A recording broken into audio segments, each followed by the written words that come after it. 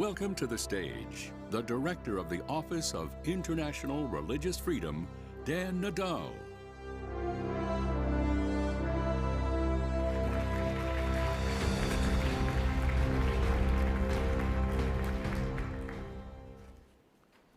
Good morning. It's a pleasure to be with so many friends, partners, colleagues from around the world at the summit this morning. I want to thank the organizers for creating this incredible space for dialogue and relationship building, relationship renewal, after we've only seen each other virtually for so many months. This morning, in this next panel, we'll be talking about technology. One of the greatest ironies of the early 21st century is that some of the tools that connect people across borders allowed individuals countless new outlets to explore their faith, explore their conscience, and build global, borderless communities with others of like mind. Some of those same tools are being used by malign actors to repress, to inflict pain, to abuse, as we just heard. These tools, these instruments of repression, have led to abuses of a scale and scope that we have not seen in the modern age. It is a vicious cycle where authorities identify individuals and groups through their online activities, then track them as they interact with others, both online and off, and then weaponize the information they collect to ensure that people are unable to freely exercise their religious beliefs. The United States government is deeply concerned about the abuse of technology to restrict religious freedom and to subject individuals to harassment, discrimination, arrest, and violence on account of their most deeply held beliefs. To learn more about this issue, we have a wonderful panel for you this morning, and I'm very pleased to introduce them. First, we have Olivia Enos, a senior policy analyst for Asia at the Heritage Foundation.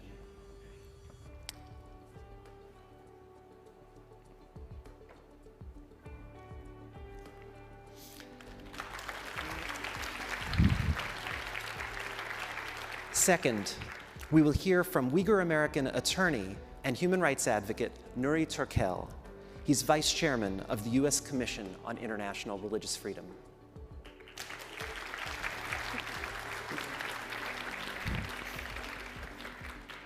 And last, but certainly not least, we are honored to be joined by Congressman Henry Cuellar of Texas, a longtime champion of religious freedom and an honorary congressional co-chair of the International Religious Freedom Summit.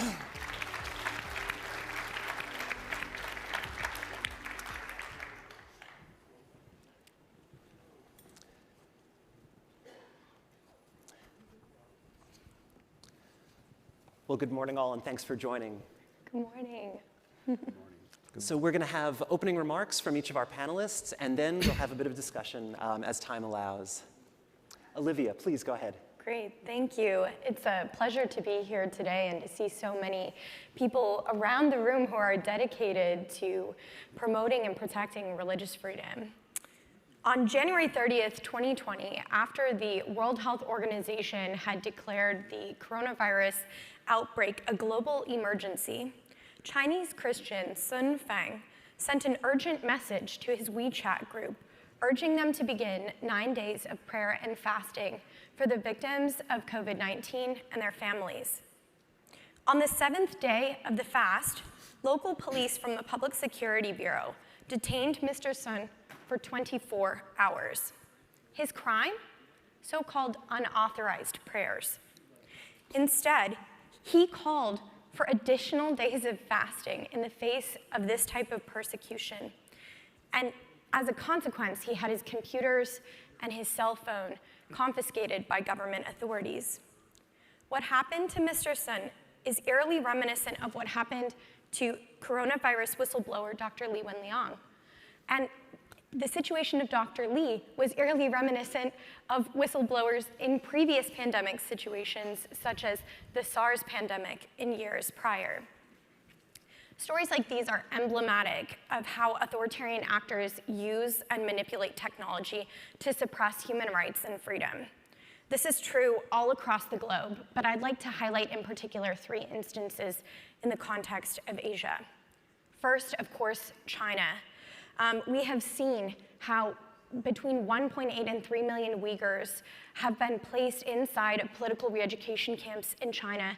And this was made possible and in fact expedited by China's draconian use of surveillance technology. A phenomenal report by Human Rights Watch reverse engineered one of the applications used to surveil Chinese individuals and found that by merely exiting out the back door, rather than exiting out the front door of their very own homes, they could be viewed with suspicion. This level of surveillance is comprehensive, and it's not only being rolled out in the context of China, but it's actually being exported abroad. One example of this came from Freedom House, where they found that the Chinese state-owned enterprise had exported surveillance technology to the Zimbabwean government, not only violating the civil liberties of the Zimbabwean people, but then subsequently requesting that that data be sent back to the Chinese government officials, not my own words, but in the words of Freedom House, so that they could refine the use of the technology on so-called darker-skinned people. This is a horrible a violation that demonstrates how authoritarian actors are not only using surveillance technology in their own context, but exporting it abroad. The second example I want to briefly cover is the situation in Burma. We all watched on February 1st as the Burmese military thwarted the will of the Burmese people and carried out a coup. In the context of that coup, and in an effort to stymie the civil disobedience movement or the civil society-led efforts to reinstate democracy and freedom in the country, the Burmese military has repeatedly shut down the internet there, making it more difficult for them to be able to organize. And the coup was not the first time that these authoritarian actors had done such things. In fact, Senior General Min Aung Hlaing, who is currently the head of the Burmese military, took to Facebook in order to call, using his own personal platform, to call for what the United Nations says is genocide and crimes against humanity against the Muslim minority Rohingya. So we see yet another example where governments are using technology in order to suppress the rights of their citizens. Finally, North Korea is a perfect example where access to information is so significantly limited by the government.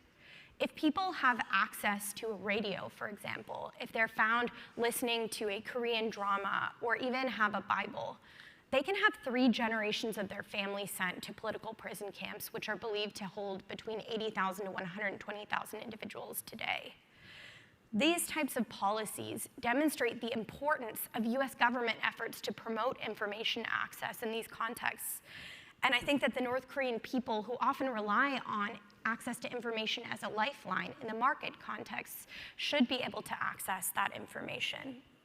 There are a couple of things that the US government can do in order to ensure that authoritarian actors are not getting away without consequences for violating these rights. First, we must make it a priority to preserve these rights, even and especially when governments abroad are not preserving their rights to access to information and to freely practice their religion.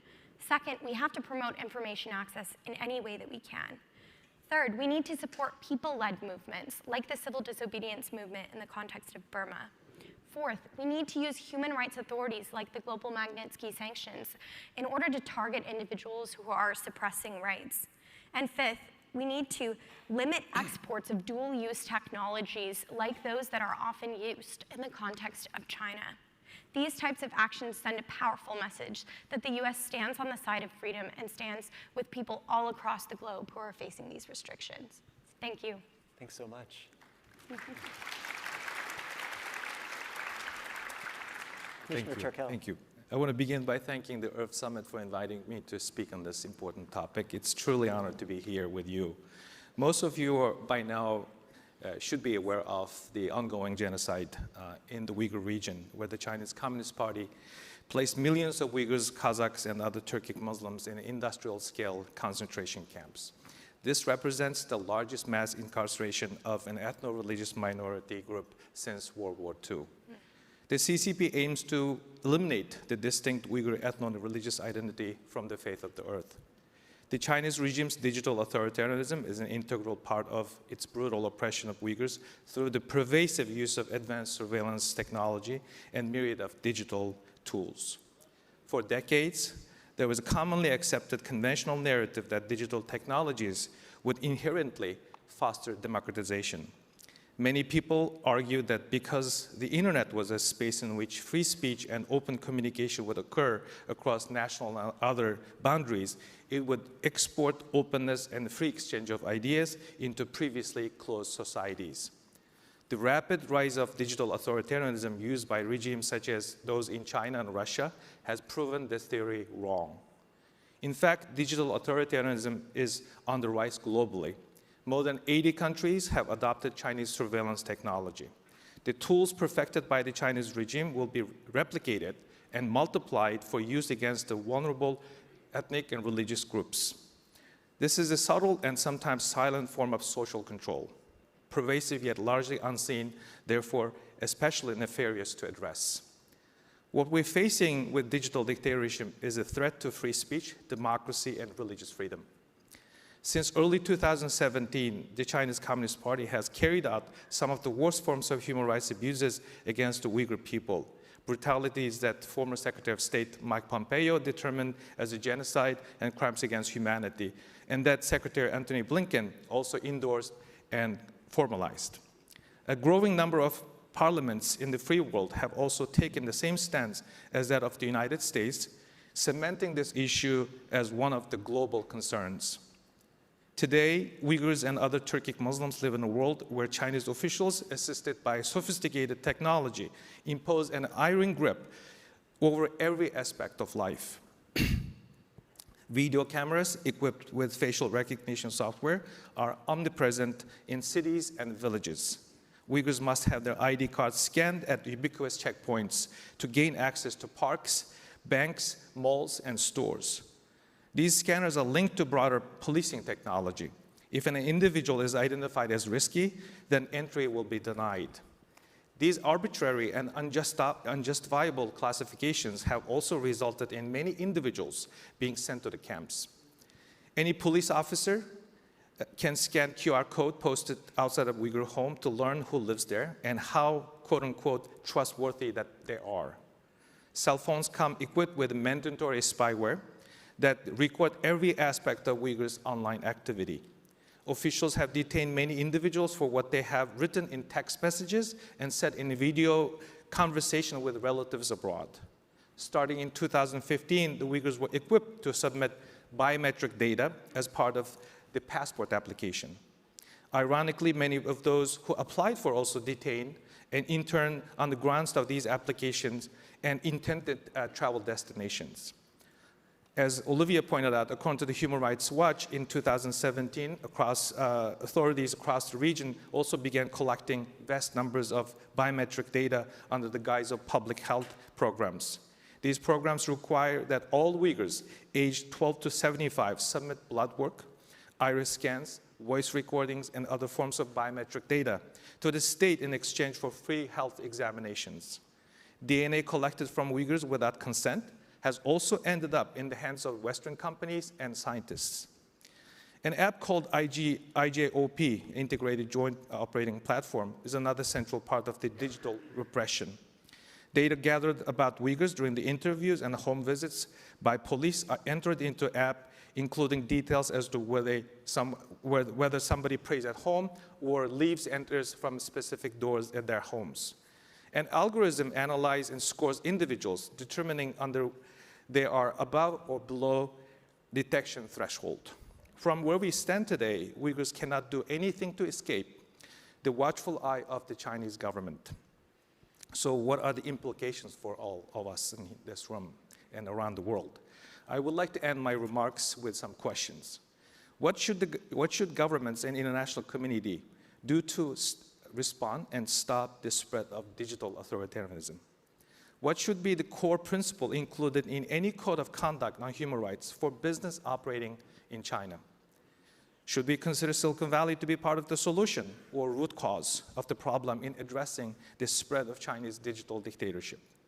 What else should the government do to stop tech world from profiting from Chinese technology that is being used to carry out religious persecution and human rights abuses? And how can the United States government shape international standards regarding surveillance technology? Finally, are there additional tools, legal measures, resources that the United States government in particular would need to ensure that American technology does not inadvertently enhance the Chinese government's capacity to violate the rights of targeted religious groups? The answer to these questions are vitally important, not just for the Uyghur people, but also for other vulnerable peoples around the world. Thank you.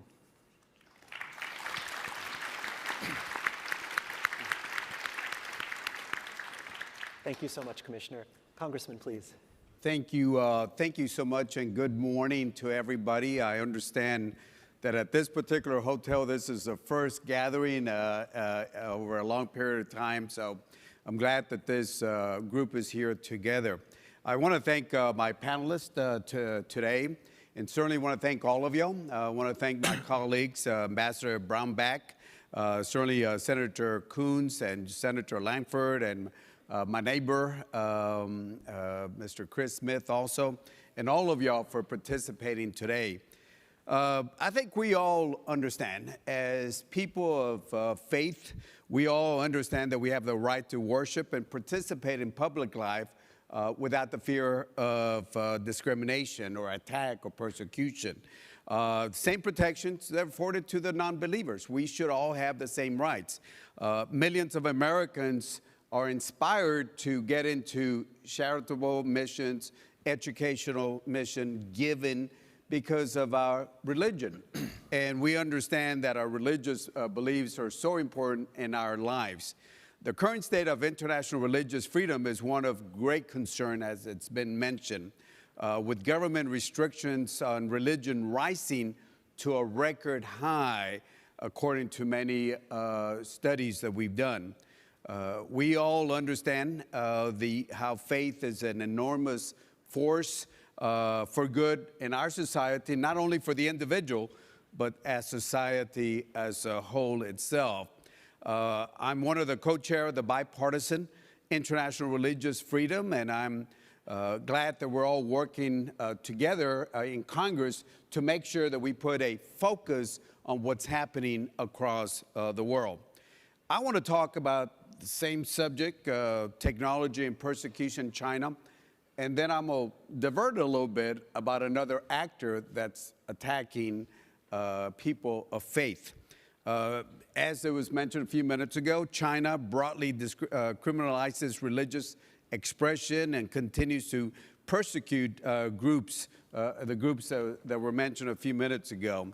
The State Department, as you have cited, recently cited in a report that in some instances last year, the CCP used the COVID-19 pandemic as a pretext to increase surveillance and arrest religious practitioners, including members of the state-sanctioned groups, and to curtail private worship among religious groups. Reports have shown that they have even given out rewards that are offered on tips on anyone that's engaged in religious activities without permission, including teaching religion and that type of activity. I would say that what we are doing, the relaunching of the International Religious Freedom Caucus, will allow Congress to focus and to address the rising instances of religious persecution around the world in a bipartisan way. I also put my name in a bipartisan letter asking President Biden to appoint an ambassador at large for international religious freedom. And this is, and we certainly know the work that Senator Brownback did in that position. So I want to divert into another actor that might be a little different, and I'm from the border, Texas.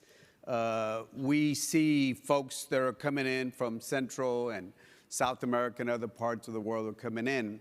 There is an actor there, the drug cartels, the drug cartels that have gone after some of our priests down there in Mexico and other places, when they stand up to the drug cartels because of their criminal actions, there are some of our religious folks that have been attacked, kidnapped, killed in instances. So I bring this other subject because I know the focus is on China and technology and persecution, but even in our own backyard, just south of the border, there is that type, I call it persecution, not by government, but by the drug cartels. I would ask you all to look into that and think about how some of our religious brothers and sisters have been attacked and killed south of our borders itself. So again, I want to thank all the organizers for allowing us to be here. And certainly I want to be one of your team players in the work that we have to do. A lot of work, but I thank you for being here today. Thank you, and God bless.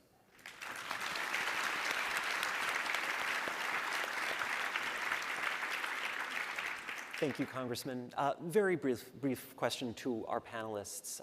You know, I mentioned in my opening remarks, there is this dichotomy. There's so much freedom, so much opportunity offered by the internet, the connectivity, all of the new technology, but also this really dark and challenging side. Do you see best practices? Do you see ways to reharness that technology for the forces of good?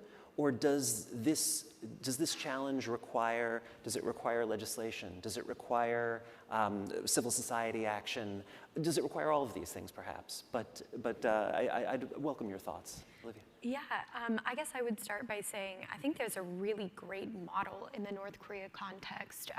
The North Korean Human Rights Act actually creates grants for civil society to be able to provide information access for North Koreans, especially those who would seek to flee to freedom. And there are creative ways to use technology, whether that's trying to use satellites in order to give internet to places that are unreached, or seeking to kind of look for creative ways that we can use our technology to push back. And I think there's a give and then there's a take, and I think some of it will require punitive action, making use of global Magnitsky authorities, for example, for actors that we know are consistently violating and undermining access to information. Thanks. Others? I think there are two issues need to be addressed. One is lack of appreciation of the magnitude of the problem we were dealing with. I hate to say this, we might be a little late. Some countries mixing this up with some geopolitical issues, this is real. So we have some cities in the United States push back against facial recognition. That should be a model that the cities around the world, particularly in liberal democracies, should look into the way to push back against. And then two, Silicon Valley, as I pointed out, they're still sleeping at switch. They need to be facing to this challenge. And also, in order to address this, we also need to have additional tools that the Congress can put in place. I think the existing laws are outdated, and also this also should be addressed in international organizations to have a mechanism to address these issues. And finally, there should be an accountability. If a company or technology firm or any bad actor uses for religious persecution and human rights abuses, they should be held to account. Yeah, I think it's a combination of both. I mean, yes, Congress or a legislature can pass legislation, but it still depends on one thing, and that is the free will of the individual. The free will of the individual, the guardians of that free will is so important. I'll wrap up with this because I know we got to wrap up. Think about the words that Mark Twain said many years ago. Thunder is impressive, but it's lightning that does the real work. And if you think about what he said is, look, thunder, the noise, you know, people can talk about doing things, but if you don't roll up your sleeves and get to work and protect your freedoms, then who's going to do it? So I ask you to make sure that you stand up, protect the free will. Yes, Congress and the legislature can do certain things, but it's going to depend on each of you to stand up and be the guardians of our free will. Thank you so much. Thank you all for your time this morning. We look forward to seeing you more. Thank you.